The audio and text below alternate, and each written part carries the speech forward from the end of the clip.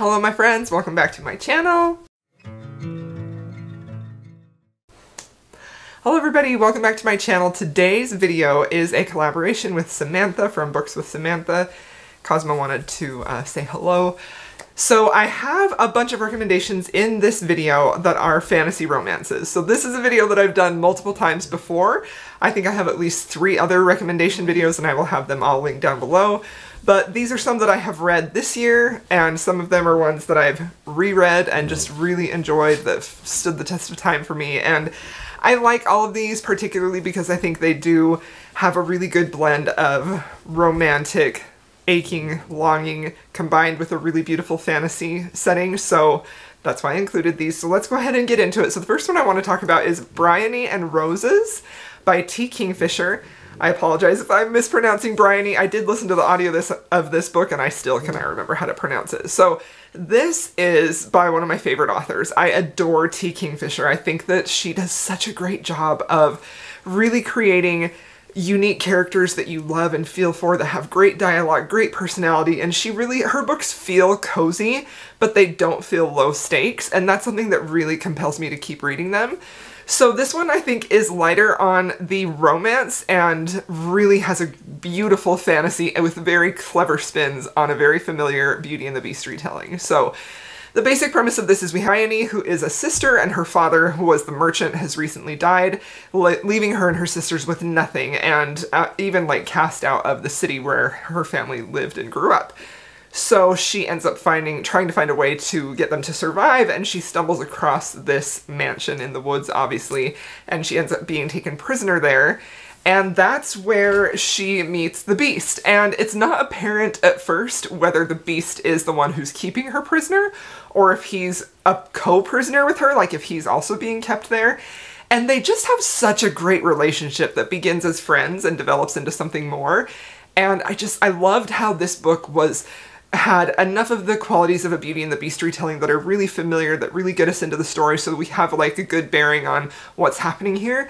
But there were also some really cool twists and some unique points of this story that felt very fresh and new. I think a lot of times like fairy tale retellings can feel very tired or very derivative, and this one didn't. It was just charming the whole way through. I loved the characters. I thought it was fantastic. So that's one of my top recommendations. Another book that I would really recommend is Emily Wilde's Encyclopedia of Fairies. So this one is another one that feels very cozy, fantasy-esque.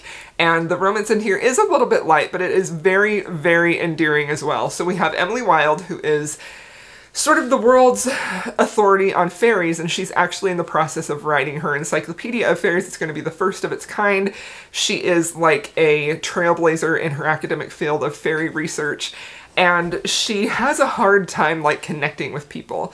So she travels to this town where she is going to be doing her research for this book. She has a hard time really connecting with the town folk, and so they don't necessarily help her or give her the information that she needs to further her research and get her book in order to be published. So what ends up happening is the man she ends up falling in love with, who is her rival, her academic rival, shows up to town, and he immediately hits it off with the town folk, and they're sort of doing everything for him that they weren't for Emily, and so she tries to form an alliance with him so that they can work together, and they end up falling in love. And I just really thought this was very fun. This one feels alternately, like, I feel like the stakes in this feel low and it has a very cozy vibe, and parts of this are sort of like directly taken from her textbook that she's working on, the Encyclopedia of Fairies, and it feels a little bit reminiscent of the Spiderwick Chronicles, if you read that as a kid or if you remember that at all. And I just really enjoyed it. I thought it was very fun, very sweet, very cozy, and just a really good time.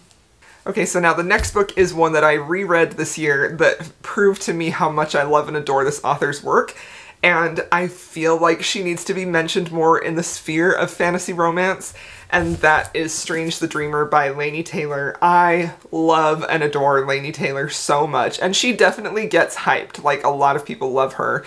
But I do feel like, especially in this day and age, a lot of adult readers sort of maybe snub their nose at her or don't want to give her a try because she does write YA. This is a YA fantasy romance, but I will never stop pushing her books because I think that they are absolutely beautifully written, But it's not just about the prose. Like, Laini Taylor is such an excellent wordsmith. Her prose is second to none. Literally, nobody writes prose like her. It is absolutely stunning.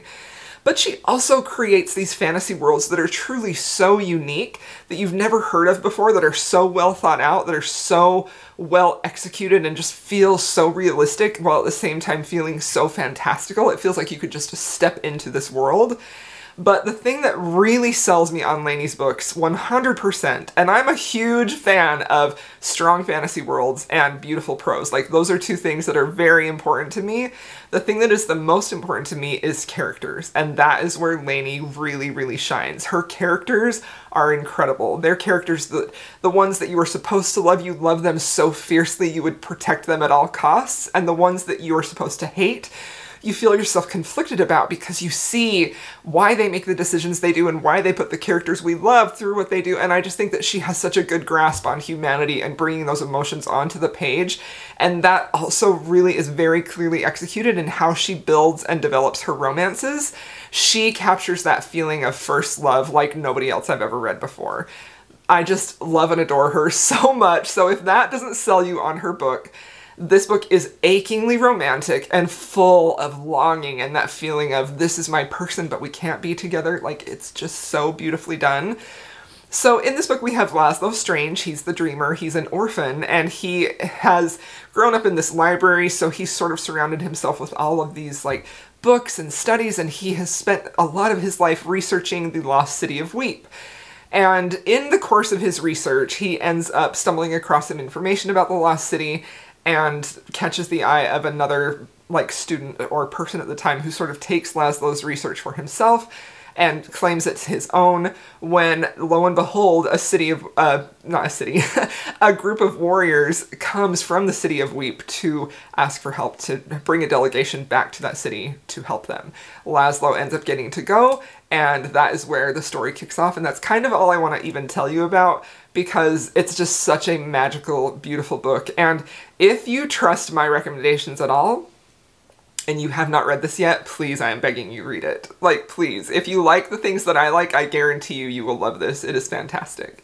Okay, the next book that I have is Once Upon a Broken Heart by Stephanie Garber. This is another YA fantasy, but I really enjoyed this. I thought it was very charming, very sweet, very whimsical, and a little bit nonsensical at times. Like, the fantasy world in here isn't super strongly put together. It is intended, I believe, to be very whimsical and very like fairy tale-esque. Like, this book really definitely feels like slightly silly, but not entirely, sort of immature. And I say immature, but I don't mean that as a dig, because I think that it really fits the tone of this book, sort of fantasy world and exploration in here. So we have Evangeline, our heroine, who grew up believing in fairy tales and true love, and she just feels like those are certainties in her life, that love will last forever and that fairy tales are real and that they exist. And then lo and behold, her heart ends up getting broken when the man that she loved, or the boy that she loved, intends to marry another. She's absolutely devastated, and so she goes to find I believe it's the Jack of Hearts or the King of Hearts. I apologize. Prince of Hearts. She goes to find the wicked Prince of Hearts to make a deal with him so that the boy she loves will not marry another, that he will marry her. So she strikes a deal with the Prince of Hearts, and his stipulation is that he gets 3 kisses from her whenever he requests them. So this was very fun, very charming, very lighthearted, but also had moments of darkness. And I just really enjoyed these characters, and the setting was wonderful, and I just thought this was a really fun time. This also feels like this is YA fantasy, and I think it does read a bit young, but I didn't mind that at all. I mean, I went into it expecting that, and as long as I have an expectation of what type of book I'm getting into, usually I can get on board with it, and I did here. I enjoyed it a lot. But it very much reminds me of a fantasy book that was maybe popular around 2012, 2013, when YA fantasy was at its high point. So I enjoyed it. It was fun. I would recommend it. Okay, so now the next book that I have is Divine Rivals by Rebecca Ross. This is another YA fantasy, and this book is absolutely beautiful. I love this book so much.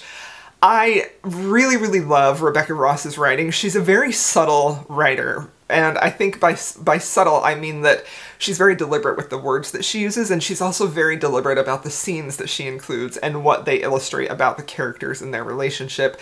And it's not the type of book that is in your face, over the top at all. It's very subtle, it's very layered, it's very thoughtful, and I just love that so much. So this book follows two characters. I will say that the fantasy world in this is not the strongest that I've ever read. It feels like we don't have a full understanding of the fantasy world, but I feel like that was maybe intentional. It reads a little similar to magical realism in that way. But we have our heroine who works at a newspaper, and there's this big war that's happening as the backdrop to our series. So it sort of feels a little bit like maybe a World War II type of setting, but it's not World War II. There are gods and magic in here that isn't truly defined, but it exists. So our heroine, her brother went to war, and she hasn't been able to hear from him. She doesn't know if he's alive or dead. He's just sort of been missing, and she's really struggling with that. And her mother is an alcoholic, and so our heroine is left to sort of provide for her family, and she does that by being a journalist. And she's really, really trying to, you know, secure her spot at the newspaper to be a successful journalist, and she's sort of vying for a position with her rival, the boy, our hero, who is also wanting that position for himself, but his family comes from a much, much different circumstances than our heroine does. So when our heroine is feeling despair, she ends up writing letters to her brother. She doesn't actually send them, but just as like a therapeutic thing, she writes these letters telling her brother what's happening and how she feels, and she slides them under the door in her apartment. And they magically disappear, and she's always kind of wondering what happens to them. Well, lo and behold, they end up arriving to our hero, Roman Kit. His first name is Roman. So they end up appearing to Roman, who is her rival, and he receives these letters. He knows they're from her, and he starts to feel things for her. They don't get along at work, you know, he puts on this front of sort of like an enemies to lovers type of thing. But when he gets these letters and he reads her very vulnerable thoughts, he starts falling in love with her, and his opinion of her starts to change. So on the outside, when they're at work, he's presenting this very cold front to her and being maybe a little bit cruel at times, while internally he's feeling all of these feelings, reading her vulnerable thoughts and falling in love with her. And it's just so lovely and beautiful. I adore that so much. So this, I felt, was really well done, just incredibly well set up and thought out, and the moments in here of romance were just aching and tender and just my cup of tea exactly.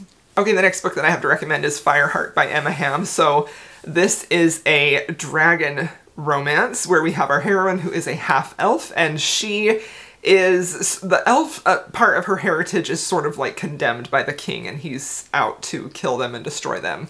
So she kind of keeps that hidden, just sort of presenting that she's just a human.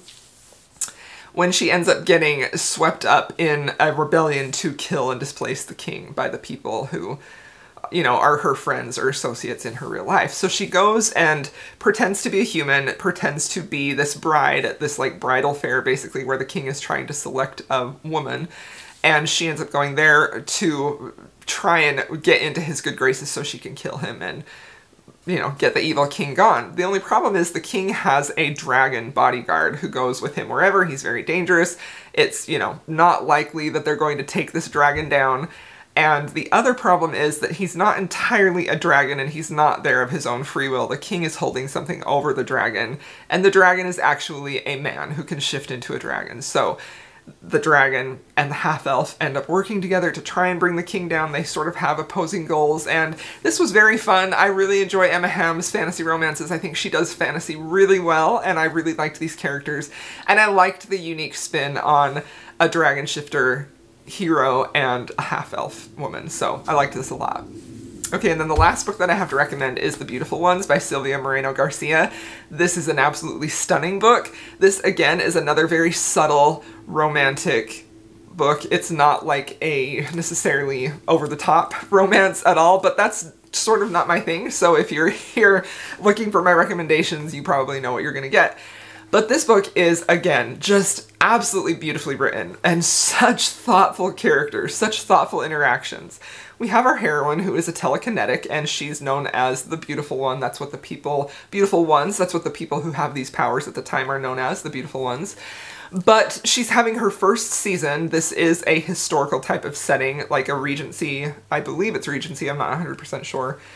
And she is having a tough time of it because even though she's like known as one of the beautiful ones, society isn't really fully willing to accept her because of how she sort of uses her powers and always in inopportune times, and that just causes problems. So she's not having a really successful first season. She ends up meeting our hero, Hector, who comes to town for the same, for the season, and he recognizes that she has telekinesis as well as he does, and so he sort of takes her under his wing. He tries to mentor her, and she starts falling for him, and then eventually he falls for her too. And there is, in fact, sort of a tragic lost love that Hector is still pining for, the woman that he initially loved, who is also, she's actually the cousin, I believe. She's the cousin of our heroine.